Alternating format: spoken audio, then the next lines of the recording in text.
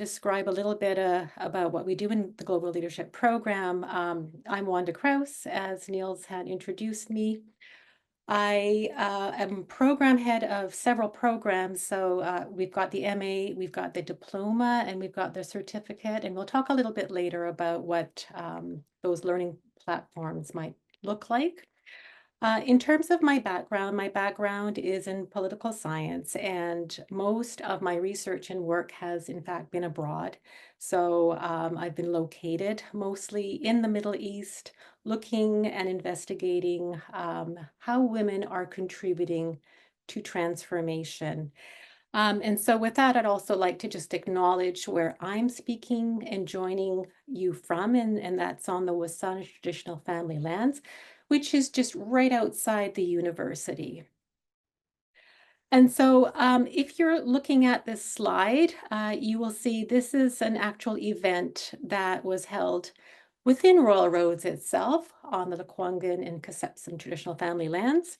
And this just demonstrates a little bit of how we teach in the Global Leadership Program. We have with us today also Lisa Korak, our coordinator for the Global Leadership Program, at the podium. We have Tim Katuri, myself in the middle, and Marnie Jull and Robin Mueller.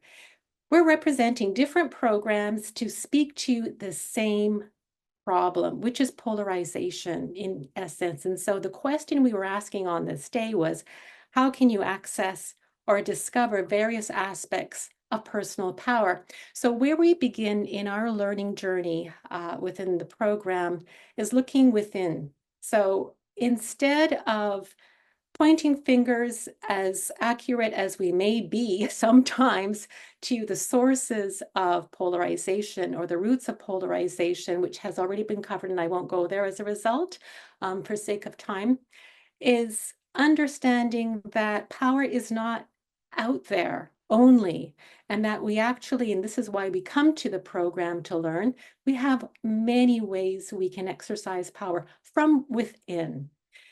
And so we do a number of plenaries, teamwork. So not everything is on an individual level as we learn. In fact, you are learning from individuals who teach in the program. And I'll just emphasize that the individuals, one who I'll introduce shortly, come from all over the world, and purposefully so. So our faculty are embedded in different places. And in essence, really, we're speaking from a place-based perspective where we bring our expertise to the classroom. But with that also, as you see in this picture, students then gathered around tables and brought their own background and their own expertise and disciplines to the table to be able to address global wicked issues. And so we think a little bit around what are those personal capacities we can bring to the table. We capture those, we hone those, and we expand those. And so those are around resiliency, adaptability. I heard a little bit around being vulnerable already. And so these aspects coincide to be able to give you strength to navigate the wicked issues that we deal with in the world today and help you prepare to deal with them in a more expanded capacity. So personal power is one aspect that we forefront within the program. Then as the program moves along and we have those capacities hopefully in place, then we move into what we call, you'll see in terms of the tips below, the meso. And that typically refers to organizations, but that can also refer to community engagement and how we work together in teams. So it's not just how we bring ourselves and what capacities and skills we bring to the table when we address the issues that we see impacted through polarization, but how we work on them together. And so that in terms of frameworks may be through deep listening, where we come together and we really try to understand what the issues are and how we might come together in place. And recognizing, of course, that when we do research or we work on a particular issue, it doesn't mean that the learning is necessarily transferable to a different context or situation. And so we emphasize that as well. Some of the frameworks we work with, and I won't mention them all, but importantly, in grounding knowledge systems to be place-based and bringing them together so that we can understand where we are all coming from and how we might bring our understanding together to address these issues, is we work, for example, in understanding Elder Albert Marshall's two-eyed seeing framework, where we recognize that to address polarization, we need to understand different knowledge systems and see ourselves within those knowledge systems. So it's not a polarized framework or one where there's two ends of a spectrum, but to learn a little bit more about how we can bring our own knowledge to the table. That's the meso level. All these are within an understanding of the macro, which is those broader, larger systems that we need to navigate, or another term we use within the program, refuse. So what kinds of skills and capacities can we practice to be able, for example, in authoritarian regions, where I've done most of my work, navigate them in a way that is not necessarily resistance-oriented or confrontational. Sometimes it cannot be. So to understand how to navigate those systems on a macro level by understanding what those macro level drivers are. So this is just a little bit of a demonstration of how a class might support the learning. And of course, we're all, as a panel there, coming from different programs, different backgrounds, sharing our knowledge, and of course, centering the knowledges that students bring to the table to address the questions that we pose. So I'll leave you with that and hopefully be able to answer some of your questions as we move along. And then at this point now, shift over to introducing Dr. Jason Steeves, who teaches also with us in the Global Leadership Program. Jason has been in the Canadian Armed Forces for over 30 years. He continues to play a big role in many different spaces around the world, which I will let him describe probably a little bit better than I can. And so over to you, Jason. Thanks a lot, Wanda, for that kind introduction. I'm just going to get right to it. We don't have a lot of time, and I think I'm probably more interested in the discussion at the end than listening to myself talk. I've heard my own story a bunch of times before. I will mention that I'm currently sitting in Tunis, Tunisia, where I'm working as the Canadian Defense Attaché with our embassy here. I'm a lieutenant colonel within the Canadian Armed Forces, but I've also held diplomatic posts in places such as Kenya, Colombia, Mali, and now in Tunisia. And I've had in total over 18 accreditations to various countries in those regions. I've also had the chance to work with the United Nations in Bosnia, Lebanon, Syria, Israel, and my last time with the UN was in South Sudan at the height of the Civil War. You know, in total, I've been working in the domain of international relations for just over 30 years. But I should also note that I'm an ordained Zen Buddhist teacher, and I have been for a significant portion of my adult life, and that's probably been the most foundational aspect that I draw upon as I navigate this complex world. You know, first, let me begin by thanking all of you guys for showing up to this critical discussion. Without this kind of engagement, I think we would be doing ourselves a disservice. So thank you for your time. I'm going to throw some ideas at you and see what sticks, and maybe we can pick some of those apart in the discussion later on. We don't have a tremendous time, so buckle your seatbelts. I'm going to be talking fast, and I'm going to be throwing a bunch of stuff at you. I just want to be clear as well, though, that I'm coming at this from I guess what RRU would call the practitioner perspective, and mine is one of international diplomacy and mostly working in conflict affected regions. But I've also got an academic side to me, and have been nothing but impressed with the work and the approach that's encouraged at Rural Roads. and everyone there. I'm going to share with you a couple of lessons, or try and distill a few of these lessons from some of these conflict areas, which include the siege of Sarajevo in the early 1990s, the build up to the Hezbollah war in 2006, the Kenyan election violence in 2007, 2008, the start of the civil war in Juba, South Sudan, navigating the complex dynamics of the FARC and ELN in the jungles of Colombia, and most recently, the spate of coups that I worked through while I was in the Sahel. And all of that, which encompasses about 30 years of practice, I've drawn one simple lesson out of all of that. And that lesson is that there is a very fine line between ignorance and understanding. And that is to say, in other terms, there's a very fine line between hate and compassion. So for me, the big question that I think we need to ask ourselves is, what makes the difference between those two options in human behavior? Speaking of leadership, I learned a definition. It was given to me by the military about 4 decades ago, and it was, I'll just shorten it a little bit, but leadership is the art of influencing human behavior. I love that. The art of influencing human behavior.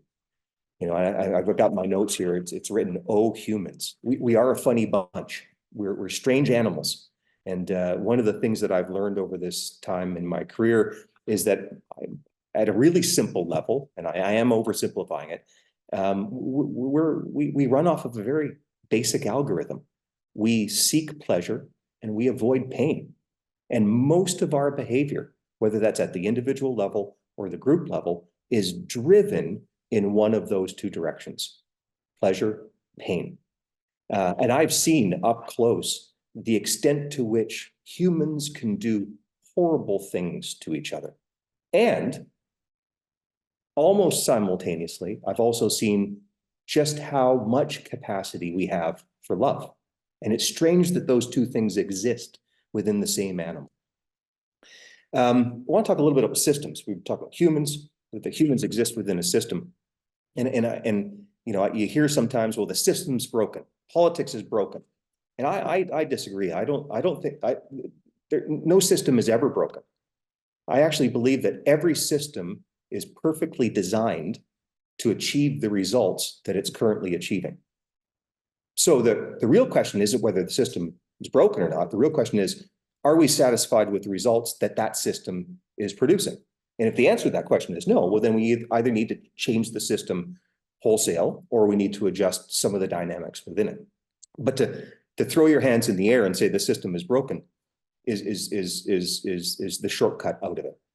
So I always like to get back to basics when we talk about political systems, defining what politics is. Why do we have politicians? Why do we have this thing called politics? And I think, I like to express it in 2 ways. One is it answers the question of who gets what, when, where, how, and why.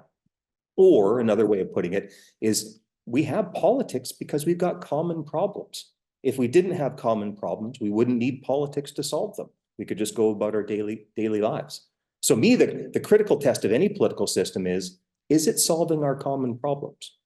And if it isn't, well, then we're not happy with the results, and therefore we have to change the underlying system dynamics. The problem we've got in most of our countries, I'm going to use Canada as the example, but many of the countries that we consider, quote, friendly, have similar political systems. And for the most part, they are based on 18th century French revolutionary thinking, mid to early 19th century infrastructure, and mid 20th century global institutions. So in the couple hundred years that have passed since those foundations were laid, arguably we've learned a thing or two and we've changed, and maybe our system needs to adapt to the current social realities. So getting back to this idea of leadership and the art of influencing behavior, I've developed a framework for leadership that I use in large and small organizations, and I call it the 4 C's. So if you can imagine suspended in front of you 3 circles, 3 bubbles connected like a triangle, and the heart of each one of those is a C. The first C is coordination. The second C is is cooperation, and the third C is consensus. And as a leader, we need to influence human behavior to work towards those three C's. How do we do it? Right at the center, connecting those three C's is the fourth and most important C, and that is communication. And this is the thing that I've struggled to learn over my career, is just how important communication is within this human system. Again, coming back to this idea of that very fine line between understanding and ignorance, or their counterpoints, compassion and hate. Communication is that line between them. It's the path that allows us to choose between those two. So if we shut down communication, we foster ignorance, and it leads to hate. If we open up communication, it leads to deeper understanding and compassion. It's almost an inevitable consequence of our current political system that we're going to see polarization. There is no other option except for polarization in the way we're structured right now, both domestically, i.e. the nation, and internationally within the current global governance system. Polarization is the result of that system, and there's no escaping it. And the subtext of that polarization is ignorance, and we can see it. I call it the othering system. And the results are pretty clear for us to see on a daily basis. So leadership in any system, but particularly within a political system, must be anchored on communication. And, we've been hearing a lot of stuff from these esteemed panelists. How do you do it though? What does that look like in real life? It's one thing to be able to say something, well, do this, don't do that. How do you do it? What does that mean for us? Because the world isn't black and white, and it's challenging sometimes. I want to talk a little bit about the program that I teach in, and Wanda was so gracious with her introduction. I've been teaching in the MA in Global Leadership since about 2014. And one of the things that I've noticed is in my mind, the program does three things. First of all, it broadens perspective. Second, it deepens understanding. And third, and this is the one that I think is just a real gift for anyone that gets involved in the program, is the challenging of assumptions. It allows us, in a way, to have the conversation to say, really, why do you think that way? What is it? What's the evidence to support that? And we challenge it in a way that's encouraging and not discouraging. So I'll be wrapping up soon. Don't worry, you'll be able to stop listening to me talk in a minute or two. Some final thoughts on addressing polarization. I don't like that word though. It's got buzzword status now. I think we have to pick it apart a bit more. Maybe we can do that in the conversation. So my final thoughts. Number one, get uncomfortable. We have to struggle against that algorithm that I mentioned earlier on. We have to struggle against the pleasure and pain algorithm. In fact, we should try and find ways to cultivate a reaction that moves us towards pain. We need to get it uncomfortable.